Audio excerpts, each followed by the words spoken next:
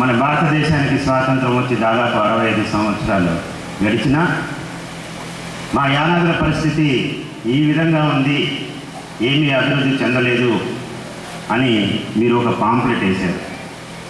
అందులో ఉన్నది రాజులు మారినా, రోజులు మారినా, పాలన చేసే పార్టీలు మారినా మారనిది ఒక్కటే, అది అన్ని రంగాలలో ఎదుగు బొదుగు లేని మా యానాది బతుకులే అని మీరు రాశారు. తినడానికి తిండి లేక, ఉండడానికి గూడు లేక, కట్టుకోని గుడ్డ లేక, ఆత్మగౌరవం లేని ఈ యానాది బతుకు అని మీ అంతటి మీరే ఆత్మగౌరవం లేని ఈ యానాది బతుకు అన్నారు. అనకూడదు. ఆత్మగౌరవం ఎందుకు లేదు? ప్రతి ఒక్కరికి కూడా, ఈ భూమి మీద పుట్టినటువంటి ప్రతి జీవరాశికి కూడా ఆత్మగౌరవం ఉంటుంది. మనంతకు మనం కించపరుచుకోకూడదు. మనలో న్యూన్యతాభావం అస్సలు ఉండకూడదు. ఈ ఆలోచనలో, మీ ఆలోచనలో మార్పు రావాలి. పోయినసారి కూడా నేను అదే చెప్పాను. మన సాంప్రదాయాలు ఉండొచ్చు, మన కుల వృత్తులు ఉండొచ్చు. మొదటి నుంచి కూడా ప్రతి కులానికి ఒక కుల వృత్తి ఉంది. మంగళి పని చేసేవాడు, కుమ్మరి పని చేసేవాడు, చాకలి పని చేసేవాడు. కానీ ఈరోజు ఆ కుల వృత్తులు ఎవరు కూడా గ్రామాలలో కూడా చేయటం లేదు.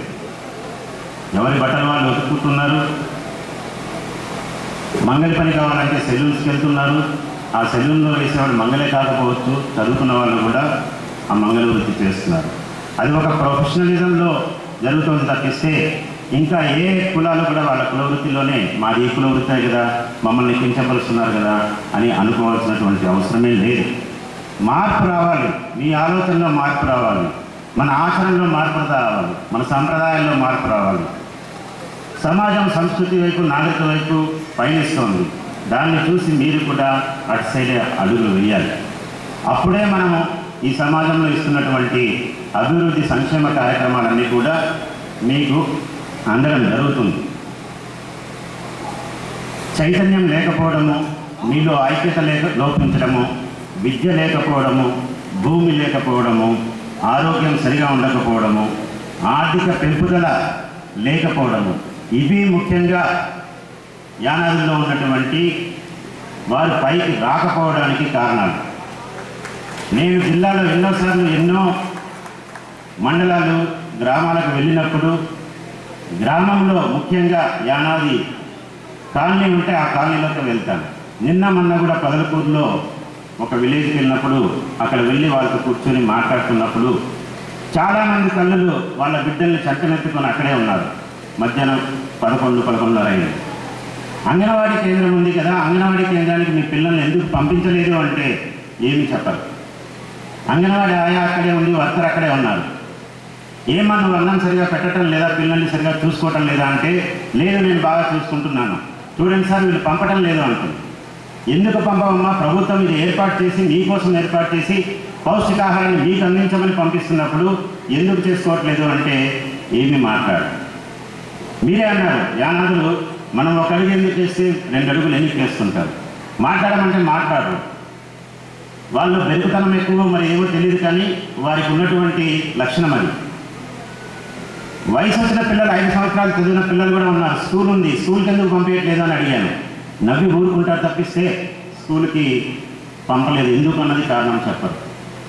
ఎందుకంటే ప్రభుత్వం అనేక పథకాలు ఏర్పాటు చేసింది మిమ్మల్ని అభివృద్ధి పథంలో నడపడానికి, మీలో ఆర్థిక సమానతను తీసుకురావడానికి. మీరు చిన్నపిల్లల దగ్గర నుంచి ప్రతి ఒక్కరికి కూడా చేయాల్సిన కార్యక్రమాలన్నీ కూడా చేస్తూనే ఉంది.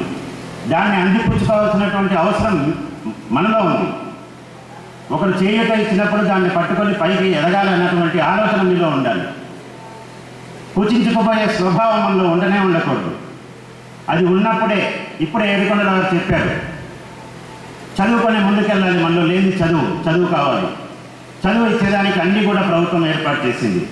ఫ్రీగా ఉంది ఎడ్యుకేషన్, బట్టలు ఇస్తుంది, భోజనం పెడుతుంది, పుస్తకాలు ఇస్తారు, అన్నీ ఉన్నాయి. హాస్టల్స్ ఉన్నాయి, రెసిడెన్షియల్ స్కూల్స్ ఉన్నాయి, అన్నీ ఉన్నాయి. మరి అన్నీ ఉన్నప్పుడు ఎక్కడ లోపం? మనలోనే లోపం ఉంది. కాబట్టి ఏదైతే ప్రభుత్వం చేయాలో ప్రభుత్వం చేస్తుంది, ఏదైతే మనం చేయాలో మనం చేయాలి. దానికే మీలో లీడర్స్ కావాలన్నారు. లీడర్స్ ఎక్కడో ఉండరు, మనలోనే ఉంటారు. ప్రతి ఒక్కరిలో ఉంటారు. ఏదో అవకాశం వచ్చినప్పుడు తప్పకుండా మీలో ఆ లీడర్షిప్ క్వాలిటీస్ వస్తాయి. మీరు మీ జాతిని, మీ కులాన్ని మీరు ముందుకు తీసుకెళ్ళగలరు. ఆ సామర్థ్యం మీలో ఉంది.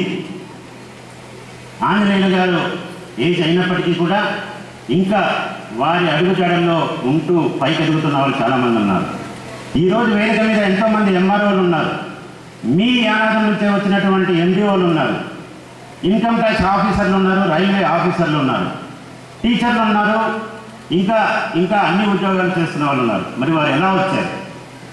అదంతా కూడా మొదటి జనరేషన్ కష్టపడి అవకాశాలను తెలుసుకొని, ఏదైతే డాక్టర్ బిఆర్ అంబేద్కర్ గారు స్వాతంత్రం వచ్చిన రోజు ఈ సమాజంలో ఉన్నటువంటి అసమానతలను తొలగించి నవ సమాజాన్ని, సమ సమాజాన్ని ఏర్పాటు చేయాలని ఆయన కలలుగని రాజ్యాంగాన్ని ఏర్పాటు చేశారో, దాంట్లో ఏదైతే హక్కుల్ని మీకు కలగజేశారో వాటిని అందిపుచ్చుకొని పైకి వచ్చారు.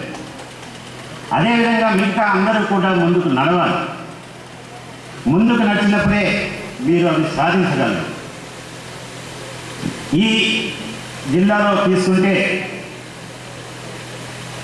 శంకరన్ లాంటి ఒక మహానుభావంతో నన్ను పోల్చడం అన్నది నేను ఎట్టి పరిస్థితుల్లో కూడా ఒప్పుకోను. వారు చేసిన దాంట్లో మనం నూలు పోగంత కూడా మనం చేయలేదు. వారు చాలా పెద్ద మహనీయులు, మహానుభావులు. వారి అడుగుజాడల్లో నడవడమే నేను ఒక భాగ్యంగా నేను భావిస్తాను. వారు పనిచేసినటువంటి నెల్లూరు జిల్లాలో నేను పనిచేయడమే నాకు వచ్చినటువంటి అవకాశం నేను అనుకుంటాను. పీఓ ఐకడిఏగా వెంకటేశ్వర్లు గారు వచ్చిన తర్వాత వారికి ఒకటే చెప్పాను. మొదట ఆయన ఈ యానాది కుటుంబం నుంచి వచ్చారని నాకు తెలియదు.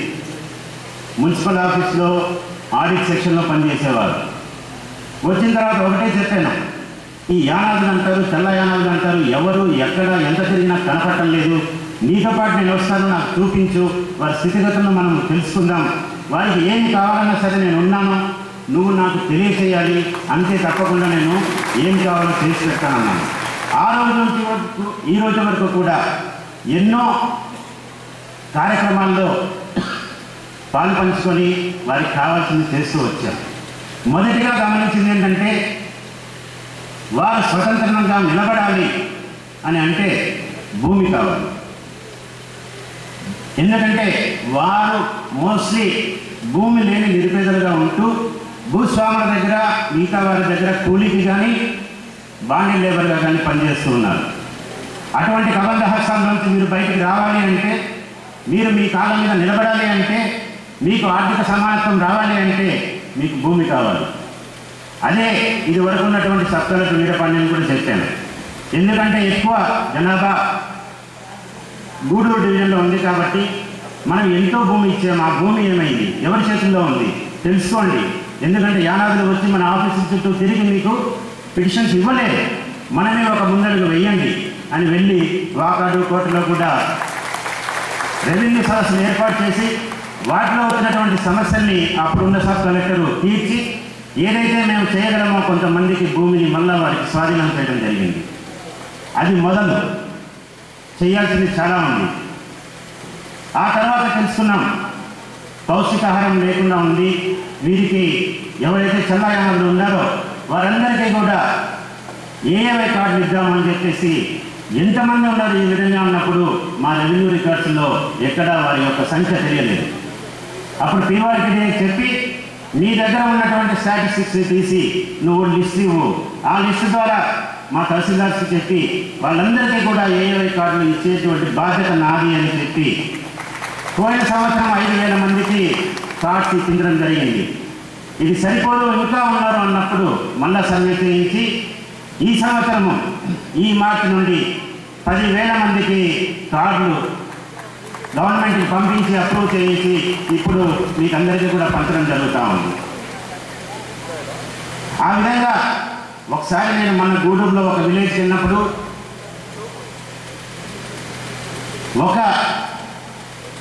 ఒక సభ్యులు ఉన్న కుటుంబానికి 4 పిల్లలే వస్తాయి, 2 సభ్యులు ఉన్న వారికి 8 వస్తాయి. ఒక ముసలావిడకి చెల్లాయానికి 35 కిలోల కార్డు ఇచ్చినప్పుడు నా తోటి ఆఫీసర్ ఒక మాట అడిగాడు, ఒక మనిషికి 35 కిలోలు ఎందుకు సార్, రోజు కిలో తింటారా, ఇవాళ ఏం చేస్తారు అని. అవునా కాదా, నిజమా కాదా? నిజమే. అయినప్పటికీ కూడా నేను చెప్పాను 35 కిలోలు మనం ఇద్దాం, ఆమె తిన్నంత తింటుంది, లేకపోతే మిగిలిన వాటిని అమ్మి తనకు కావాల్సినటువంటి ఉప్పు, పప్పు, కారం, నూనె కొనుక్కుంటుంది, కూరగాయలు కొనుక్కుంటుంది, తప్పేముంది అన్నాను. సో ఆ విధంగా ఎవరైతే ఉన్నారో వాళ్ళందరికీ కూడా ఈ కార్డ్స్ని మనము ఇవ్వగలుగుతున్నాం.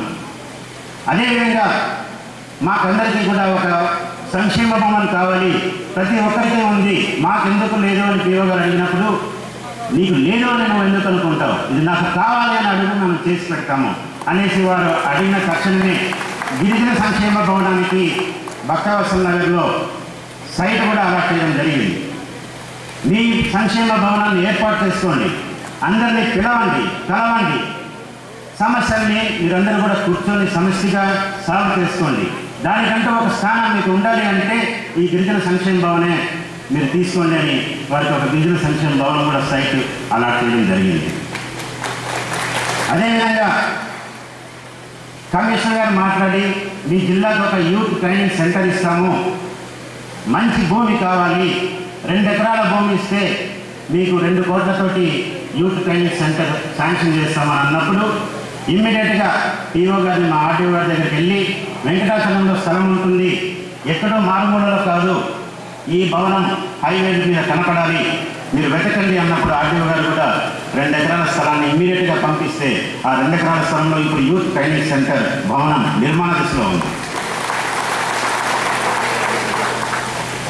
అదేవిధంగా మీరు చాలామంది చేపలు పట్టుకుంటూ చెరువుల గట్లు తిరుగుకుంటూ ఉన్నారు, వారికి ఆ చెరువు మీద చేపలు పట్టేటువంటి హక్కు వీళ్ళకి ఎందుకు కలుగ చేయకూడదు.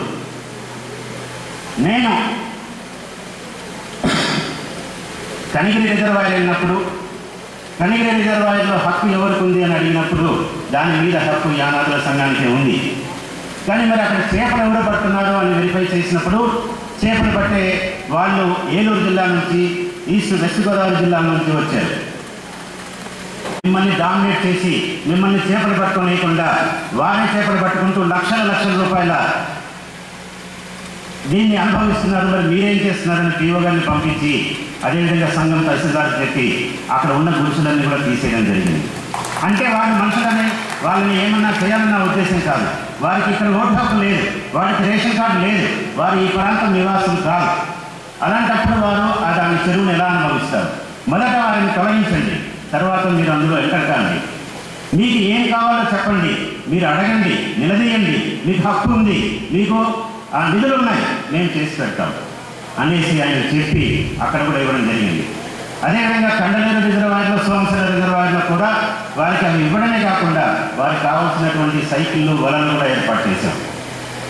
అదేవిధంగా గూడూరు డివిజన్లో ఉన్నటువంటి అన్ని చెరువుల మీద కూడా ఎక్కడైతే సొసైటీ సభ్యులు లేరు అక్కడ కొత్తగా సొసైటీస్ ఫామ్ చేసి అందులో మిమ్మల్ని సభ్యులుగా చేరదీసి మీకే హక్కులు కలిగించాలని గూడూరు సబ్ కలెక్టర్ గారు నివాస్ చెప్పినప్పుడు తప్పకుండా చేయండి, మీకు ఏం కావాలన్నా నేను సపోర్ట్ చేస్తాను, మీరు ఆ విధంగా ముందుకెళ్ళండి అన్నప్పుడు ఇది దాదాపు ఫైనల్ స్టేజ్కి వచ్చింది.